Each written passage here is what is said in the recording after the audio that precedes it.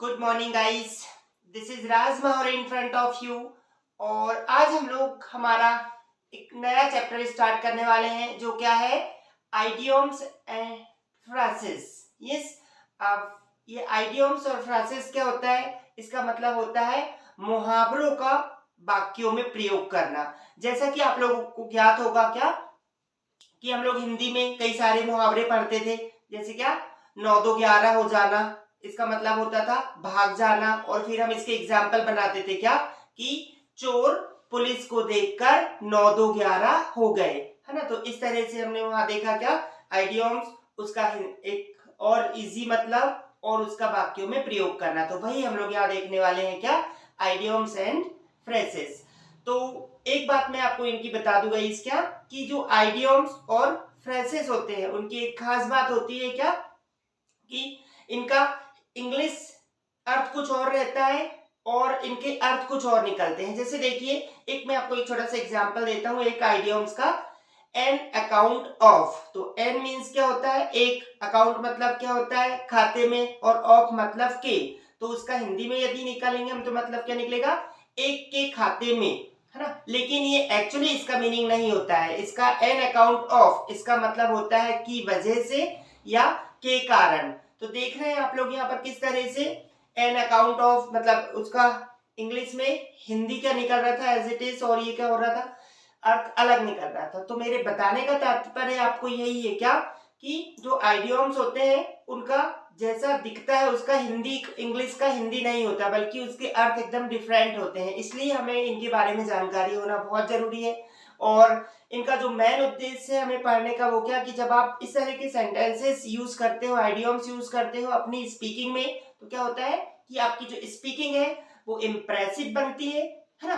और बोलने में भी आपको बहुत मजा आएगा क्योंकि आप डिफरेंट टाइप की इंग्लिश यहाँ बोलने वाले हैं। और कई बार क्या होता है कि इंग्लिश में ये सब चीजें लिखी रहती है और हम उसका इंग्लिश से हिंदी ट्रांसलेट करते हैं तो उसका अर्थ ही अलग हो जाता है। कैसे, क्योंकि जैसे एन अकाउंट ऑफ मतलब क्या होगा, के खाते में, तो हमें वहां कहीं लिखा है कि एन अकाउंट ऑफ राम, तो आई एम हेयर, तो राम के खाते में मैं यहाँ हूं। तो ये ऐसा होगा क्या, डिफरेंट, डेफिनेटली नहीं, उसका तो कुछ और ही अर्थ निकल रहा है। इसलिए हमें इनकी जानकारी होना बहुत आवश्यक है।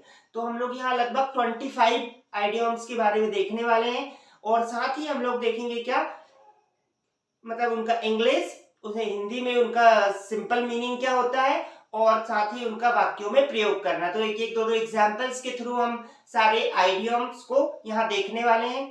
तो स्टार्ट करते हैं हम अपना आइडियम्स मतलब मुहावरे और वाक्यों में उनका प्रयोग। तो स्टार्ट करते हैं। The first is an account of, means क्या होता है की वजह से, है ना। जैसे हम लोग कई बार ऐसा बोलते हैं ना यार कि क्या बोलते हैं, मैं राहुल की वजह से यहाँ काम कर रहा हूँ, है ना, या आपकी वजह से मैं एक शिक्षक हूँ, इस तरह के सेंटेंसेस। तो चलिए देखते हैं first idioms, N account of, इसका हिंदी होता है की वजह से। जैसे वही एग्जांपल जो मैंने आपको बताया क्या कि मैं राहुल की वजह से यहाँ काम कर रहा हूँ, तो क्या बोलेंगे हम लोग, I am working here N account of Rahul. Yes, या उसी तरह से आपकी वजह से मैं आज एक शिक्षक हूं, तो क्या होगा, I am a teacher N account of you. Okay, तो ये था एन अकाउंट ऑफ, मीन्स क्या होता है की वजह से। तो ऐसे और आप एग्जांपल्स की प्रैक्टिस करें, जैसे आप सभी की वजह से मैं वीडियो बना रहा हूं, तो क्या होगा, I am making video an account of you. Okay, तो चलिए नेक्स्ट देखते हैं हमारा क्या है, the acid test. Yes, means क्या होता है खरी कसौटी। अब कहाँ यूज करते हैं हम लोग ये खरी कसौटी सब, जैसे हम लोग क्या होता है कहीं भी मतलब कोई बहुत ज्यादा मेहनत करना या कुछ इस तरह की चीजें। जैसे देखिए एक एग्जांपल है, पीएससी की एग्जाम निकालना एक खरी कसौटी का काम है। यस, तो क्या हो जाएगा, it is the acid test to pass the PSC examination. Okay, so क्या है द एसिड टेस्ट। उसी तरह से to achieve something, this is really a the acid test. Okay, तो द एसिड टेस्ट मतलब क्या हो गया, खरी कसौटी। नेक्स्ट है हमारा ले डाउन वंस आर्म, मतलब हथियार नीचे डालना या हथियार त्याग देना। Yes, lay down once arm. जैसे हम लोग देखते हैं क्या कि क्या बोल सकते हैं हम लोग, जैसे देखिए 4-5 अटेम्प्ट्स के बाद, मतलब कोई एग्जाम वगैरह आप लोग देना चाह रहे हैं ना, तो हम लोग बोलते हैं यार 4-5 अटेम्प्ट्स के बाद उसने हथियार डाल दिए, मतलब वो हार गया, वो नहीं कर पा रहा है ना, तो क्या बोलेंगे हम लोग, आफ्टर 4-5 अटेम्प्ट्स ही lay down his arms. Okay, तो ये था हमारा क्या, ले डाउन वंस आर्म। तो आप जो वंस वर्ड है गाइस, उसकी जगह आप सब्जेक्ट के अकॉर्डिंग हिज, हर, देयर ये सब यूज कर सकते हैं, क्योंकि वंस से मतलब होता है वहां कोई प्रॉपर नाउन को यूज करना है आपको। ओके, तो और एग्जांपल्स में देखें, जैसे क्या, इट इज डिफिकल्ट सिचुएशन, है ना, we should not lay down our arms, मतलब in difficult situation we should not lay down our arms, यानी कठिन परिस्थितियों में हमें हथियार नहीं डालना चाहिए, मतलब पीछे नहीं हटना चाहिए। तो क्या होता है इसका मतलब, lay down once arm means हथियार नीचे डालना। यस, इसके और का एग्जांपल की स्वयं भी प्रैक्टिस करें। नेक्स्ट हम लोग देखने वाले हैं क्या, beat about the bush means क्या होता है, घुमा फिराकर बातें करना। क्या होगा, बीट अबाउट द बस, घुमा फिराकर बातें करना। जैसे मुझे घुमा फिराकर बातें करना पसंद नहीं है, तो क्या बोलेंगे, I don't like to beat about bush. उसी तरह से वह अक्सर घुमा फिरा के बातें किया करता है ना, तो क्या होगा, he used to talk beat about bush. Okay, तो बीट अबाउट बस मींस घुमा फिरा कर बातें करना। जैसे हम लोग कई बार बोलते हैं यार मैं बहुत घुमा फिरा के बातें करता है, तो क्या बोलेंगे, he always to talk beat about bush, BUSH, है ना। चलिए नेक्स्ट देखते हैं हम लोग क्या, against a brick wall. Yes, against a brick wall मतलब पत्थर पर सिर पटकना।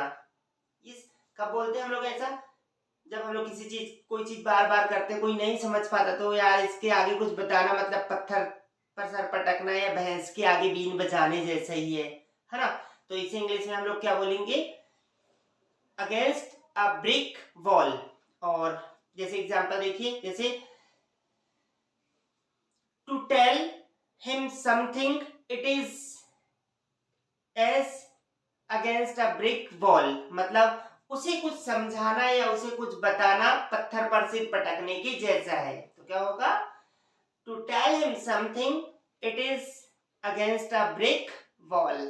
ओके, नेक्स्ट हम लोग देखने वाले हैं, ट्राई टू लेवल बेस्ट मतलब अपनी पूरी हद तक कोशिश करना। जैसे हम बोलते हैं ना यार कि मैं आपकी मदद करने के लिए पूरी हद तक कोशिश करूंगा, I will try to level my best to help you, है ना।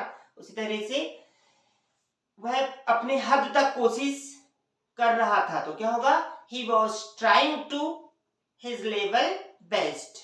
ओके, या फिर I will try to level my best to come with you, मतलब मैं आपके साथ आने की पूरी हद तक, अपनी हद तक कोशिश करूंगा। ओके, तो क्या आता है, ट्राई वंस बेस्ट, या फिर इसे आप ऐसा भी बोल सकते हो, try to level best. Okay, next है बिट बाय बिट मींस थोड़ा थोड़ा करके।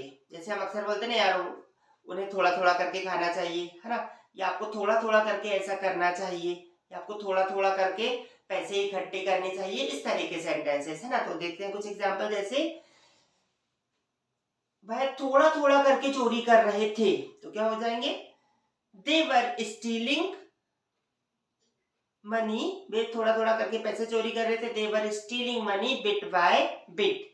या उसी तरह से I am improving myself bit by bit, मैं अपने आप में धीरे धीरे या थोड़ा थोड़ा करके इम्प्रूव कर रहा था। या उसी तरह से आपको थोड़ा थोड़ा करके पैसे इकट्ठे करने चाहिए, तो क्या होगा, you should collect money bit by bit. Okay, और नेक्स्ट है हमारा क्या, from the bottom of one's heart. Yes, one's की जगह आप माय, योर कुछ भी यूज कर सकते हैं ना। तो इसका हिंदी मीनिंग होता है तहे दिल से। जैसे वह हमारी तहे दिल से मदद कर रहा है। तो क्या हो जाएगा, he is helping us from his bottom of the heart, है ना। He is helping us from his bottom of heart. या उसी तरह से किसी को हम लोग जैसे बोलते हैं thank you sir from the bottom of my heart, मतलब मैं अपने सर को तहे दिल से शुक्रिया अदा करना चाहता हूँ। तो from the bottom of my heart मतलब क्या होता है, तहे दिल से। यस, उसी तरह से तहे दिल से वे दान कर रहे हैं, तो क्या होगा, they are giving charity from the bottom of their heart. Okay, next हम लोग देखने वाले हैं क्या, take the breath out of the person mouth, मतलब किसी के पेट पर लात मारना। क्या, take the breath out of the person mouth, किसी के पेट पर लात मारना। जैसे हमें किसी के पेट पर लात नहीं मारना चाहिए, तो क्या होगा, we should not take the breath out of person's mouth. उसी तरह से हम लोग बोलते हैं यार, कोई जब किसी का कोई बिजनेस छीन लेता है या कोई काम छीन लेता है तो हम बोलते हैं भाई मेरे पेट पे क्यों लात मार रहे हो, why are you taking the breath out of person's mouth या my mouth. Okay, next, by leaps and bounds, मतलब दिन दूनी रात चौगनी। क्या, बाय लीप्स एंड बाउंड्स, जैसे वे आजकल दिन दूनी रात चौगनी तरक्की कर रहे हैं, तो क्या होगा, नाउ अडेज दे आर प्रोग्रेसिंग या he is progressing by leaps and bounds. Yes, या फिर हम लोग किसी को बोलते हैं कि भगवान करे आप दिन दूनी रात चौगनी तरक्की करे, तो क्या होगा, may God bless you success by leaps and bounds. Okay, या और नेक्स्ट हमारा 11 नंबर का जो आइडियम्स है वो है क्या, round the clock. Round the clock मतलब हम लोग कुछ नहीं कैसे बोले यार, round the clock he is coming, तो बोले वह दिन क्या हो रहा है, वह घड़ी के अनुसार आ रहा है, बट नहीं, यहाँ पर इसका अर्थ निकलता है दिन रात। जैसे हम बोलते हैं ना यार वह दिन रात मेहनत कर रहा है ना, या वह दिन रात काम कर रहा है, तो क्या होगा, he is working round the clock. या फिर उसी तरह से हम दिन रात आपका इंतजार करते रहे, तो क्या होगा, we were waiting you round the clock. Okay, तो डे एंड नाइट बोलने की जगह आप क्या बोल सकते हैं, राउंड द क्लॉक। यहाँ पर हमारे 11 प्रोवर्ब्स कंप्लीट होते हैं, प्रोवर्ब्स नहीं सॉरी गाइस, आइडियम्स, है ना। इसके बाद हमारे नेक्स्ट 11 आइडियम्स है, उन्हें हम देखते हैं। तो हमारा 12 नंबर का आइडियम्स है क्या, एट एनी कॉस्ट या फिर एट ऑल कॉस्ट। इसका हिंदी मीनिंग होता है क्या, किसी भी हालत में। जैसे हम अक्सर बोलते हैं ना यार, किसी भी हालत में मैं तुम्हारे घर आऊंगा, तो क्या होगा, I will come your home at any cost. या फिर वह तुम्हारे घर किसी भी हालत में आएगा, he will come your home at all cost या एट एनी कॉस्ट। उसी तरह से आपको किसी भी हालत में उसे माफ नहीं करना चाहिए, तो क्या होगा, you should not forgive him at any cost या फिर at all cost. Okay, next है हमारा क्रोकोडाइल टीयर्स। क्रोकोडाइल मीन्स क्या होता है, मगरमच्छ, और टीयर्स मीन्स आंसू। तो हर बार सेम मीनिंग नहीं निकलता है, लेकिन यहाँ पर हमारा सेम मीनिंग निकलने वाला है ना। तो जैसे हम बोलते हैं क्या, मगरमच्छ के आंसू या दिखावे के आंसू। जैसे बोलते हैं चल मगरमच्छ के आंसू मत बहा, दिखावे के आंसू मत बहा। यस, इस तरह के। तो इसे बोलते हैं हम लोग इंग्लिश में crocodile ties, crocodile tears. Yes, जैसे ही वाज सोइंग क्रोकोडाइल टीयर्स, मतलब वह मगरमच्छ के आंसू दिखा रहा था या बहा रहा था। उसी तरह से don't show me crocodile tears, मतलब मुझे जबरदस्ती का मगरमच्छ वाले आंसू रोकर मत दिखाओ। या इस तरह से होता है क्रोकोडाइल टीयर, मतलब मगरमच्छ के आंसू। नेक्स्ट है on the dot. On the dot मतलब सही वक्त पर। वैसे ऑन द डॉट मतलब क्या होता है कि डॉट पर, लेकिन यहाँ डॉट पर से मतलब नहीं है क्या, ऑन द डॉट मतलब सही वक्त पर। जैसे वह सही वक्त पर यहाँ आया, तो क्या होगा, he came here on the dot. Yes, उसी तरह से हम लोग कई बार बोलते हैं कि वह सही वक्त पर पहुंच गया था, तो क्या होगा, he reached on the dot. Yes, on the right time भी बोल सकते हैं, पर on the dot it is really looks different and make the impressive of your speaking. Okay, next है हमारे सामने at the 11th hours, है ना। at the 11th hours means क्या होगा, अंतिम क्षण में, है ना। जैसे हम लोग बोलते हैं इन द लास्ट मोमेंट, है ना। इसका जो हिंदी हम निकालेंगे तो एक और सिंपल क्या निकलेगा, एट द लास्ट मोमेंट, मतलब अंतिम क्षण में। जैसे उसने लास्ट क्षणों में, अंतिम क्षणों में 6 मारकर जिताया, तो क्या होगा, he won the team at the 11th hours to hit the 6, है ना। या फिर इसे इस तरह से भी बोल सकते हैं, क्या, she hit 6 and won the team at 11th hour, है ना, अंतिम क्षणों में। नेक्स्ट है हमारा throw dust in person's eye, means क्या होगा, throw dust in person's eye, that means क्या होता है, आंखों में धूल झोंकना। इस जैसे कई बार हम बोलते हैं ना, भाई उसकी आंखों में आप धूल नहीं झोंक सकते, you can't throw dust in his eyes. या उसी तरह से you were throwing dust in her eye, तुम उसे उसकी आंखों में धूल नहीं झोंक सकते, है ना। या यू वर थ्रोइंग, तुम क्या कर रहे थे, उसकी आंखों में धूल झोंक रहे थे। या फिर you can't throw dust in my eyes, तुम मेरी आंखों में धूल नहीं झोंक सकते। यहाँ से मतलब क्या है, तुम मुझे धोखा नहीं दे सकते, इस तरह के सेंटेंसेस। नेक्स्ट है हमारे सामने fall on one's face. One's मतलब कि मैंने आपको बताया कि हिज, हर, हिम जो भी है आप यूज कर सकते हैं। तो क्या है, फॉल ऑन वंस फेस मतलब मुंह के बल गिरना। जैसे हम बोलते हैं यार, वह का बिजनेस चालू किया और उसका नुकसान हो गया, बेचारा वह मुंह के बल गिर गया, है ना। तो क्या होगा उसका, he started a business and got loss, है ना। उसने बिजनेस स्टार्ट किया एंड गॉट लॉस, और उसका लॉस हुआ। And just he fall on his face, और वह उसके मुंह के बल गिर गया, इस तरह से, है ना। नेक्स्ट है ट्विस्ट, ट्विस्ट, है ना। ट्विस्ट वंस फिंगर मतलब होता है उंगली पर नचाना। जैसे हमारे यहाँ होता है यार, उसे वो उंगली पर नचा रही है। जैसे ज्यादातर सासों की शिकायत होती है कि वो मेरे बेटे को उंगली पर नचा रही है, दैट मीन्स, समझ पा रहे हैं ना आप इस सिचुएशन को, उंगली पर नचाना मतलब किसी को अपने इशारे पे नचाना। जैसे एक एग्जांपल यहाँ देखिए, Indian wives twist her husband in their finger, मतलब भारतीय महिलाएं अपने पतियों को उंगली पर नचाती हैं। ये तो क्या होगा इसका English, Indian wives twist her husband in their finger, है ना। उसी तरह से उसे उंगली पर मत नचाओ, क्या बोलेंगे हम लोग, don't twist him one's finger, है ना, इस तरह से। नेक्स्ट है हमारा मूव हेवन एंड अर्थ मतलब जमीन आसमान एक करना। जैसे हम लोग ऐसा कब बोलते हैं, जब हम लोग किसी चीज के लिए प्रयास करते हैं तो हम लोग बोलते हैं यार उसने इस चीज को पाने के लिए जमीन आसमान एक कर दिया, है ना। या किसी को कोई जॉब मिल जाता है, वो बहुत मेहनत कर रहा होता है और हमें पता होता है, तो हम लोग क्या बोलते हैं, भाई इसने इस जॉब के लिए जमीन आसमान एक कर दिया। तो क्या हो जाएगा, for this job he moved heaven and earth, है ना। या उसी तरह से मैंने तुम्हें ढूंढने के लिए जमीन आसमान एक कर दिया, क्या होगा, to found you, yes, I moved heaven and earth. Yeah. Next है by and large, है ना। by and large means क्या होता है, कुल मिलाकर।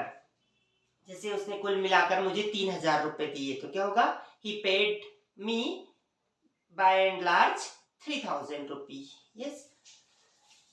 तो by and large कुल मिलाकर, जैसे by and large he is your brother, कुल मिलाकर हम ये समझ चुके हैं कि वो आपका भाई है। ओके, नेक्स्ट है by hook और by crook, यस, इसका मीनिंग होता है किसी भी तरीके से। जैसे हम बोलते हैं भाई कि किसी भी तरीके से तुम्हें ये काम 2 घंटे में करना है, या किसी भी तरीके से तुम्हें उन्हें ढूंढ के लाना है, किसी भी तरीके से तुम्हें इस एग्जाम को पास करना है, ऐसा हम बोलते हैं, यस। तो इसके लिए इंग्लिश क्या है, बाय हुक और बाय क्रूक, मतलब है ना। जैसे देखिए, you have to complete it at 6 o'clock by hook और बाय क्रूक, मतलब 6 बजे तक आपको यह किसी भी तरीके से करना है, ओके।